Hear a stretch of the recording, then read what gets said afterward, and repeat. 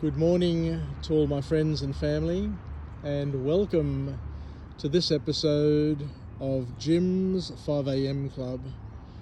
What I'd love to do this morning is go through a book, and the book that I've selected is entitled Being There, a book that was published on the 11th of April 2017 by an author named Komisar. And reading this book, reading Being There, feels more like walking into a quiet room where someone finally says the thing you've always felt but couldn't quite name. Komisar doesn't shout, she doesn't shame, she invites.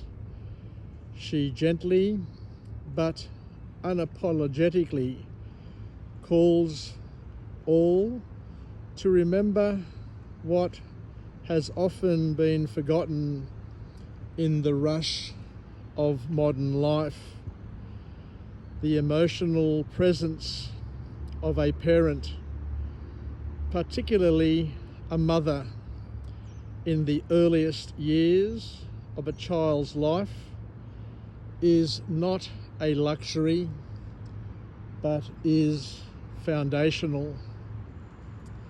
This book doesn't just inform you, it cracks open something inside you. We find ourselves reflecting not only on parenting, but on how deeply our culture undervalues presence, emotion, and the invisible labour of nurturing. Komisar weaves through neuroscience, psychology, and compassion to argue something bold in our time, that being emotionally and physically available to our children in their earliest years is not only beneficial but biologically essential. So let's go on a walk and talk as I head up to the main quadrangle here at Sydney University and see what we can pick out of this book. So the first key message is that presence is emotional, not just physical. It's not enough to be there. We must be there and be emotionally available to our children. Children, especially in their first 3 years, are highly attuned to the emotional climate of their caregivers. A distracted, a stressed, or an emotionally unavailable caregiver or parent can feel as distant to a child as one who is physically absent. Early attachment shapes lifelong mental health. This is really powerful. Secure attachment in the early years literally shapes the architecture of the child's brain. This means that being consistently responsive and emotionally attuned lays the groundwork for emotional regulation, resilience, and self-worth. And we need to also understand that we are not just parents. One of the most liberating truths in this book is that choosing to be a parent is not opting out of ambition. It's investing in something bigger than ourselves and Komisar reframes caregiving as essential work, emotionally and biologically critical, not just for the child, but also for the health of our future generations. There is no replacement for you. Daycare, nannies, grandparents, these are all valuable sources of support, but Komisar argues that in the earliest years, no one can replace a mother's presence.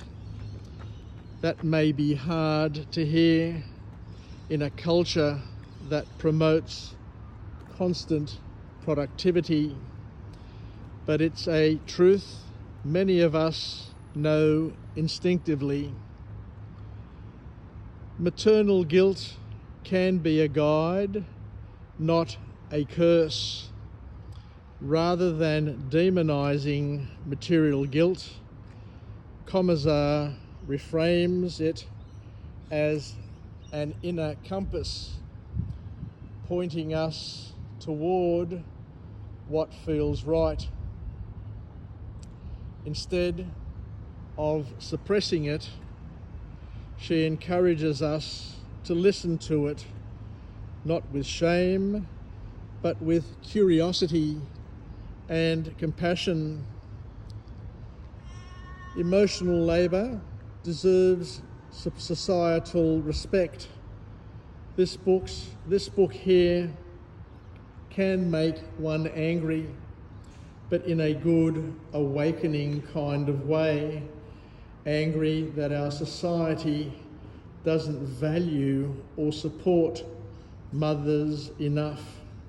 Angry that we treat the emotional needs of infants as an inconvenience. Komisar calls for a cultural shift where caregiving is no longer seen as an afterthought, but as central to the health of families and communities. The first 3 years are not replaceable. You don't make up for lost time later, Komisar writes. These early years are a critical window, a time where children are learning the very basics of human trust, safety and connection. This isn't about perfection, but about consistent, loving presence. Self-care isn't optional. Being emotionally available means being emotionally well.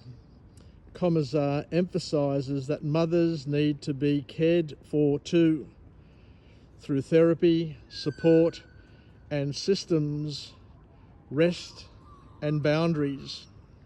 We cannot pour from an empty cup is the key message, and that's not selfish, it's essential.